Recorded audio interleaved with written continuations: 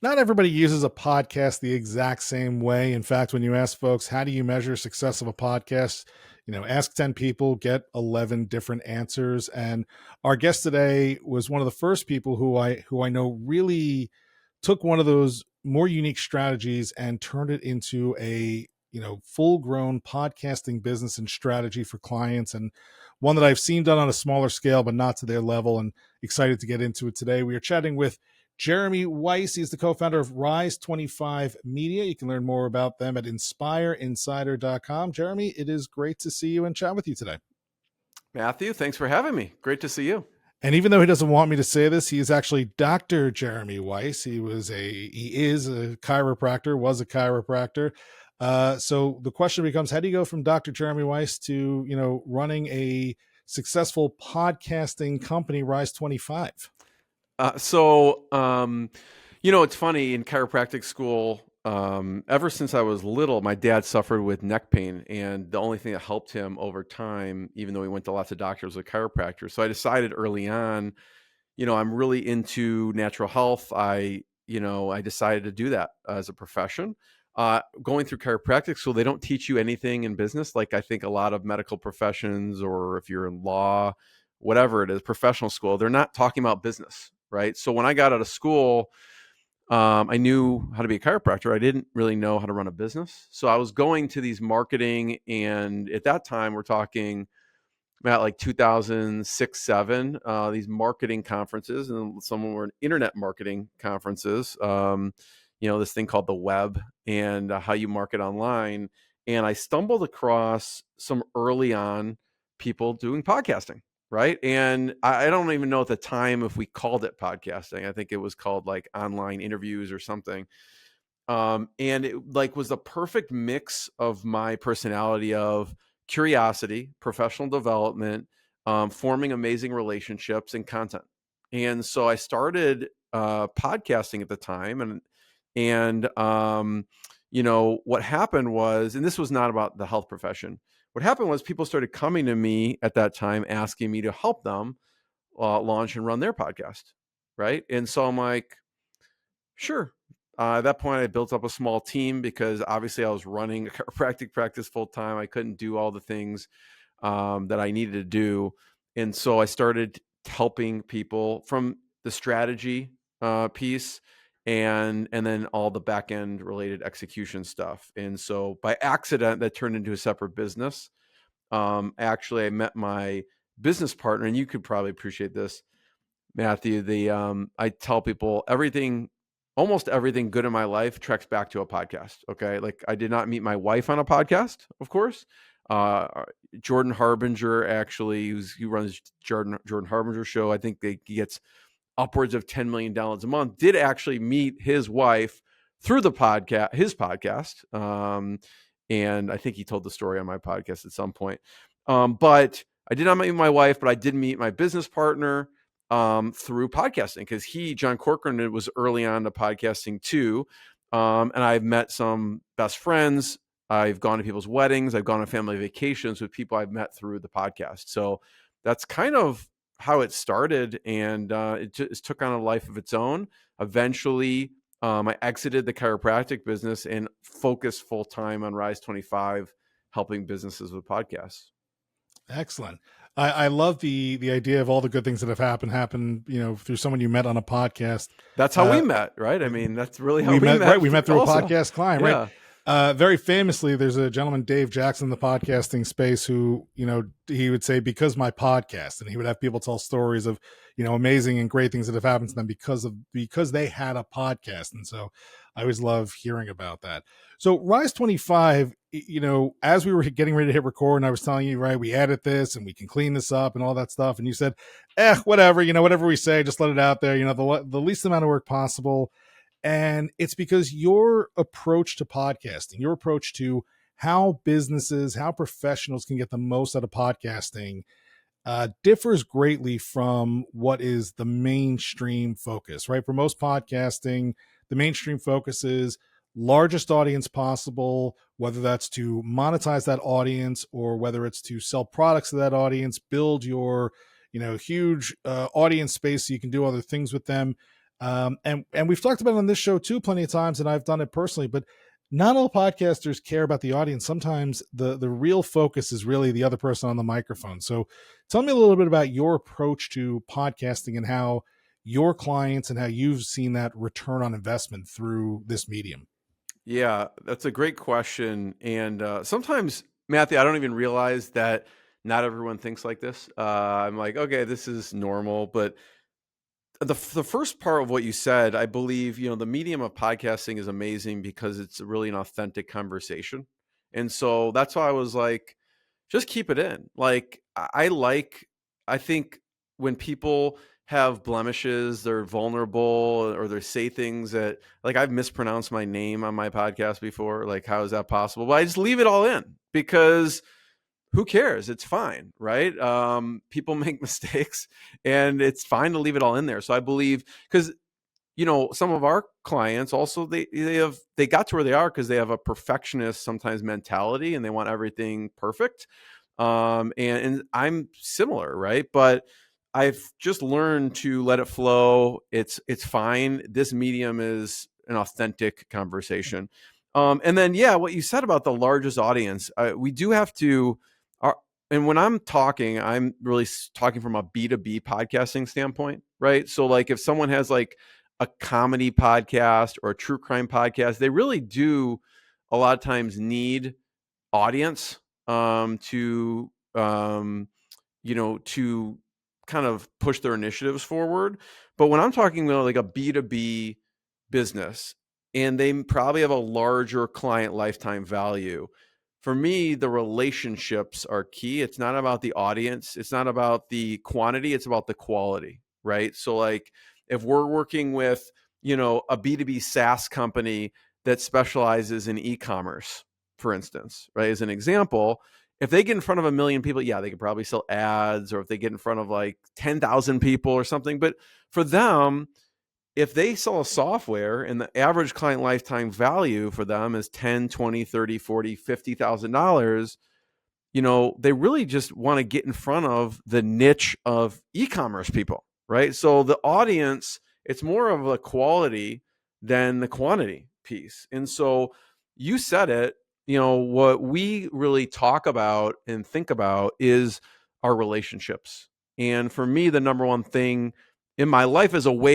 looking at ways how I can give to my best relationships. And you're the same, right? I found no better way to profile the people and companies I admire and share with the world what they're working on my podcast. And I could form a deeper relationship. Like, after this, like, we've known each other, but we will have a deeper relationship after the show. We get to chit chat and talk, for however long, right? And so it's about relationships. And so that's the way I think about it. And we talk about kind of our 5 steps to profit with a podcast. And I'm talking about B2B podcasts. And the first step of that process is really to create a Dream 200, and some people think of Dream 200 as like clients. We kind of think of it as, yeah, it could be clients, potential clients. It could also be strategic and referral partners. It could be big authorities in a specific space arena, like if someone's in e-commerce or someone's in, focused on dentists, or someone focused on whatever genre they focus in on.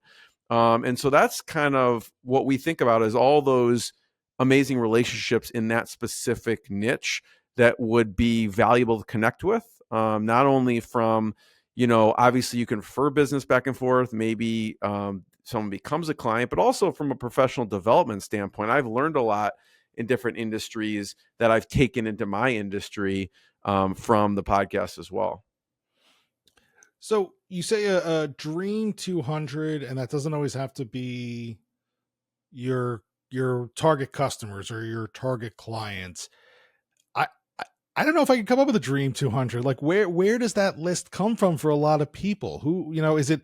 Am I actually giving you specific names? Bob Smith, Al Jensen, Jane Doe. Totally. When we'll, the first stage when we work with someone is we help them develop that Dream 200. But I'll give you a few examples, right? Now, there's warm and there's cold. So I'll kind of separate them out, right? So you have a lot of warm relationships over the past decade that would fall into this category. right? So we want to explore those first, which is warm. But when we think of cold, I'll give you some examples, right? There's some common trends that we see from like thinking of Dream 200 cold relationships, right? So we think of who are consultants or practice management groups in your industry, who are some trade associations, conferences, software people are using. Like an example, like, so I'll just say from the chiropractic niche, let's say there was a digital agency and they focused on service professionals. And I know digital agencies that literally only focus on dentists or only focus on chiropractors, right? Well, let's take the chiropractor niche. Well, there's, a lot of practice management groups in the chiropractic industry. And I know because I've been a part of them. These practice management groups, people are paying $1,000 a month. They maybe paying $10,000 a year, $20,000, $30,000. Right? They take their business seriously, right? So if I could actually, form relationships with some of these people who run these practice management groups, they have control of these reservoir of chiropractors, right? And I've seen people, they could speak on stage at one of the conferences, they could do a webinar for them. There's other ways they can collaborate, right? So we look at those categories to think of and brainstorm, because most people, Matthew, are like you're like, I don't know if I guarantee you, like when I'm talking to someone, like someone has come to me like, they were in oil and gas. We know we only have 232 potential clients in the space. Okay. Like there's nothing else beyond that. And I'm like, okay, I'll play with you. I'll play along. Let's do this. Right. But once we got done with the process, we're like, okay, there's a lot more people in the space than maybe potential clients too. Right. So there's consultants in the oil and gas that don't do what this company does, that has lots of clients in the space. So those are the categories we think about to kind of brainstorm under, to get that list of people, in the industry or kind of the peripheral. And so I imagine, right, you make this list of 200 people, and the idea is to then see if these folks will come on, be a guest on the podcast. But I'm guessing that being a guest on the podcast is like the smallest part of the puzzle, right? Like, what's actually going to happen if I make this list of 200 and say the first 10 people, say yes? Like, where does it go from, great, you've been on the podcast, now what? Yeah. So the first step, obviously, create that Dream 200. The second step is the outreach. People fail with the outreach, right? Like you said, okay, they come on. Some people are caught up in, well, I don't even know how to reach out. I don't know what to say, right? So the outreach piece is the next piece typically. And it has to be a nicely copywritten message, right? With social proof and other elements. So let's assume, like you said, they say yes. All right. They come on. Now it's, we get into the questions typically, and you get this question a lot, I'm sure too, which is, okay, how do I produce amazing content? What's like the technology setup? They get caught up in the technology setup, right?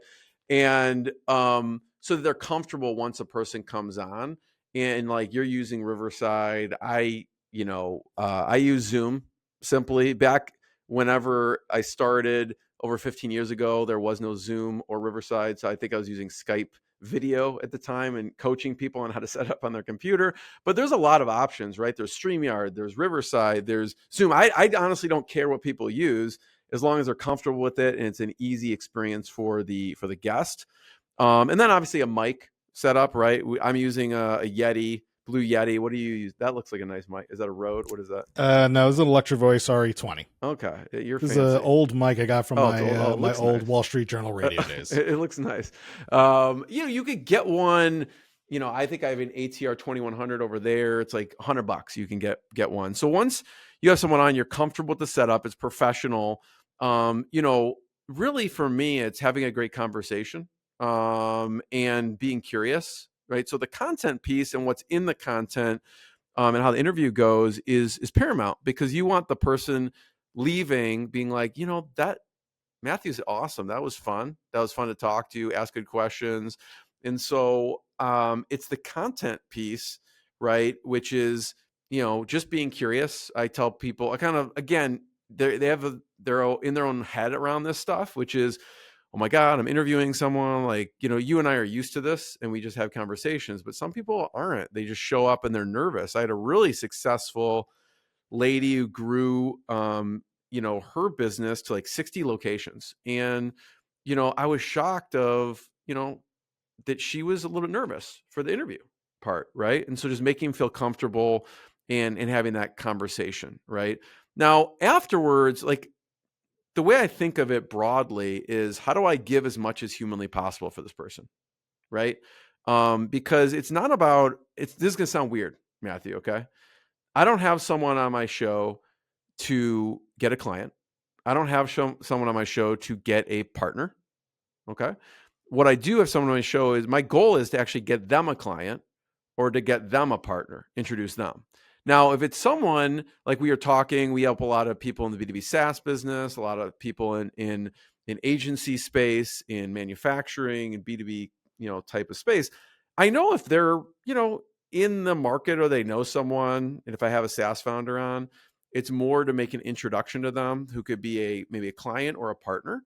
And that's my goal, right? Because I'm just trying to give to them. I profile them. Obviously, the episode comes out.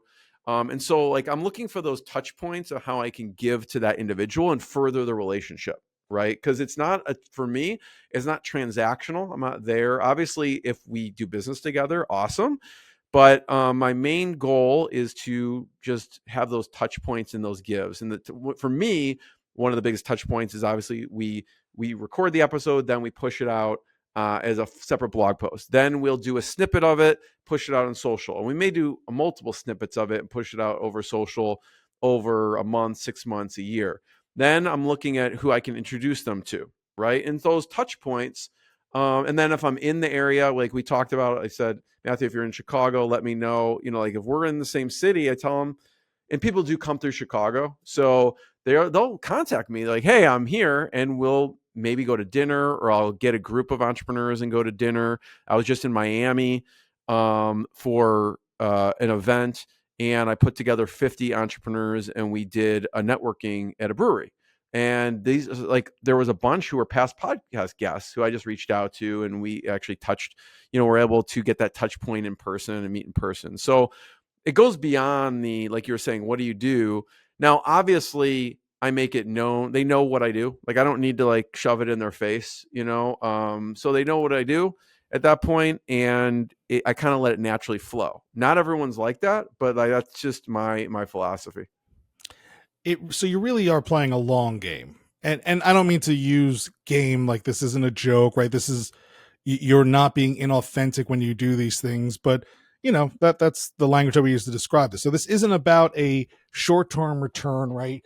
I'm not hiring Rise 25 because I need to increase sales by 200,000% over the next 12 weeks, and you guys are promising me that. This is how to grow and expand your network and community, which will eventually lead to more success and more opportunities down the road.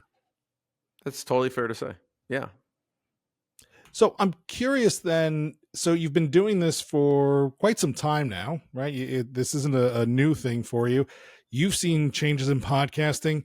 Has any of the changes in podcasting really changed your approach or your strategy, or is it fairly constant because it's less about the technical nature of podcasting and more just about, this is a great way to network and grow and meet people? Yeah, 100%. Yeah, it's a good question. I can't say it has changed anything. I think for in some respects, it's actually accelerated that thought process. I remember, during COVID, people couldn't meet in person, and they were trying to find ways, which I think, to you and me, it seemed pretty obvious. Like, but not everyone was using Zoom. Not everyone was using virtual meetings as frequently as I was or you were. And so for some people, it was a novel concept. Like, they depended on networking groups in person. They depended on events in person, and they needed to find a way to really connect with people outside of that. So I think what I found, that COVID really accelerated that process, and people were open and using those mediums, the virtual mediums, to actually connect. And we got a flood of people who are like, okay, I can't do all the stuff I was normally doing in person. What do I do? And so it was just the same stuff that we were doing ourselves and helping our clients do as well. Have you ever seen this not work? And if so, what was it that was not that I'm questioning the strategy, but maybe the person who was executing it, right? Like, you guys have a game plan, you've seen it work, you've got the case studies, right? You've got the proof, but I'm sure somebody came along, was like, I want to do this, it didn't work, and I'm sure they've tried to blame you, but you're like, here's what really happened. Have you seen that? That's funny. No, no one ever blames. No, of course. Yeah. The way I think of it, Matthew, is that it's an if. It's a when, not if. Okay. So, what I mean by that is, one, when does it not work? Well, here you're going to hear my opinion here. When someone's not as coachable, it doesn't work. When there's certain elements that we want them to do within the interview, before the interview, and the reach out, and so when it doesn't work is they're not reaching out to the right people. One, okay, so we're talking about the Dream 200.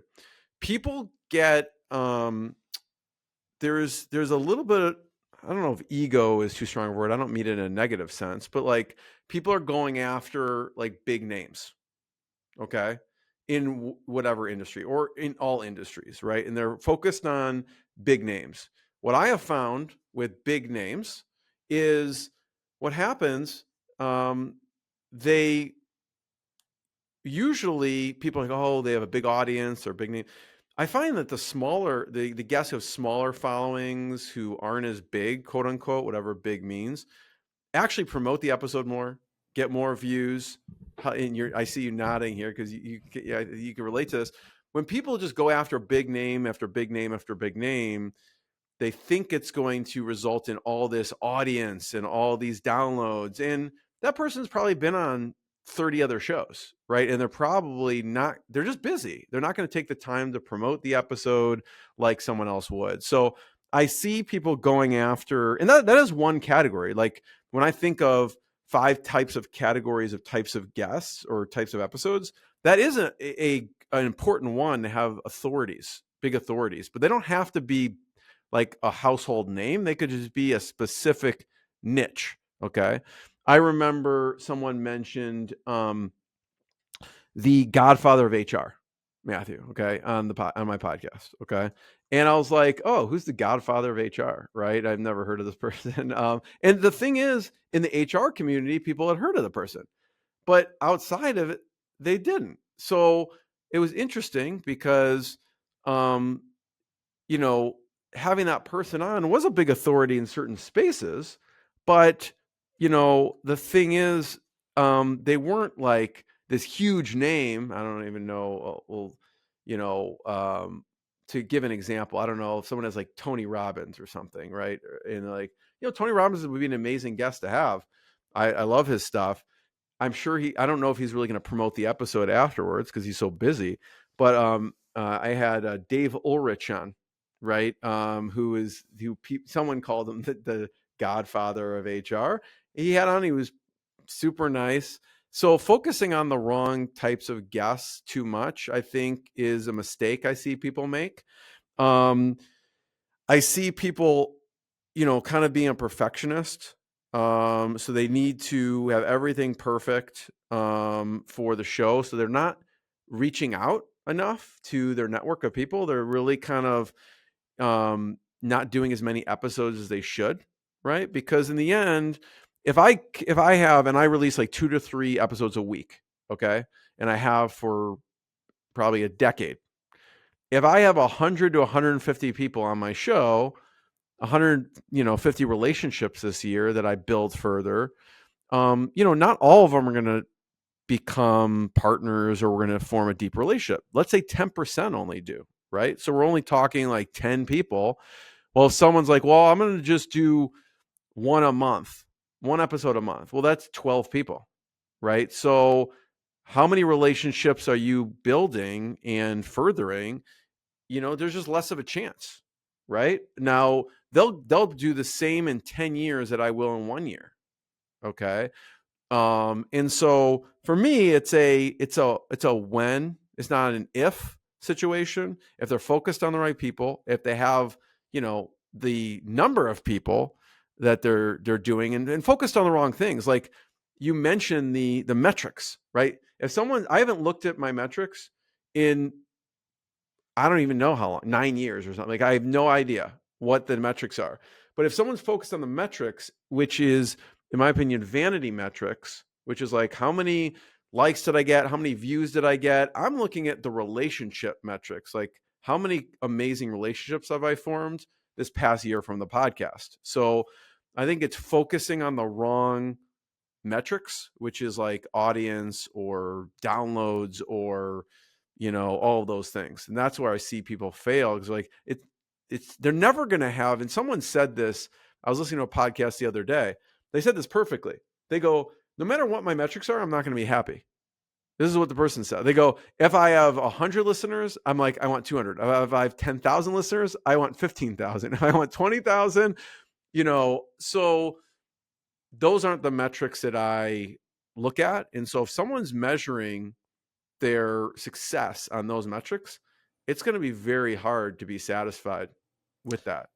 Well, and we know metrics can be gamed too, because there are people who are popping into our LinkedIn inboxes and Facebook who are saying, I'll sell you 20,000 downloads. I'll say this. Nobody ever pops in your inbox saying, I will sell you 10 genuine relationships with people in your industry that are going to make your life better. So, that's not a real product. And, going back to your point about getting these bigger names, right? The Tony Robbins, everybody wants an Elon Musk or a Tim Cook on their show. I agree with you. One, these big name guests, they're not going to lead to long-term sustainable audience growth. One, because that person probably isn't going to share it and talk about it in a genuine way that would actually lead to that kind of growth you're looking for. Maybe their publicists or their social teams like, oh yeah, we were on the show, yay. But more importantly, if you get a Elon Musk on your show, you're going to get a huge number of people who are fans of Elon Musk, right? They are going to track him from this podcast to this podcast to this podcast. And maybe you shave a few of those off to become regular listeners of yours, but they didn't come to your show for you. They came for him. And so I agree, finding the right guests that provide the value to your audience is way more important than finding the person with the most followers, the biggest name, right? All those vanity metrics that at the end of the day, that is just quantity and not quality for both you and for your audience. I mean, so real quick, I just want to piggyback on that, Matthew. I agree with that. I think that there is a place for those type of guests, like big authorities, but the place for me is like, I've had the co-founder of Pixar and Atari and P90X and RX Bar and Quest Nutrition. The point of those is, it's like when I'm reaching out, let's say I'm in the manufacturing space, if I reach out to a president of a manufacturing company, it's more from a social proof perspective, right? I don't need dozens of these, right? I need a couple that are like, oh, damn, this person's legit. Look at some of the guests he's had on, and it legitimizes it in a sense. So I think there is a place for those, but not from like a gaining audience perspective, more from like a building more relationships in that space perspective. True. Yeah. And, again, also in a vanity perspective in most cases. There is some vanity. There's social proof. There's social proof, no doubt. Right. The big Tony Robbins, Elon Musk will do more for your ego, vanity, your marketing than it will for actual quality audience growth, I would say, in the long term. In most cases. Some people will do it well. Most of us will not. As a reminder, we are chatting with Jeremy Weisz, co-founder of Rise25. You can learn more at inspiredinsider.com. Jeremy, I have a feeling we could talk about this for 4 days if we have the time, but you have lots of folks to meet and build relationships with. I've got 3 last questions I want to ask you before we let you go. The first is since you have such a unique perspective on this space, I'm curious if there's any place where you would like to see additional improvement in podcasting, something that you're just like, God, I wish we as an industry did this better. You know, I think, you were mentioning this, subscribers, download, those things is kind of like a black box, right? You can't, there's no visibility into that. Like when you look at YouTube, right? You can go and see how many views there were. There's like complete visibility there, right? I find that I don't know if you get these messages go, I'm a top 1% podcast. I have X number of dollars. I can't prove or disprove any of those statements, what people say. I think the metrics piece is there's just not that same visibility from that perspective. And the thing is, I don't even care about metrics in general personally, but people, I think I've seen them, like I know from behind the scenes, they aren't huge and they're telling people like how big they are and how many downloads. So there isn't like a visibility there.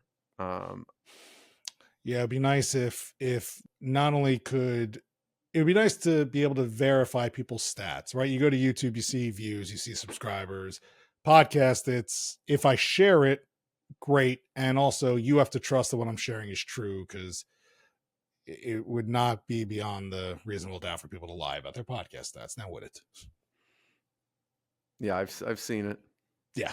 it. Uh is there any tech on your wish list? Again, you're not a podcasting perfectionist, but is there a device or software that you're like, God, I've been waiting in my hands on this, or maybe more importantly, there was something that you're like, man, I need somebody to make this to make my life easier.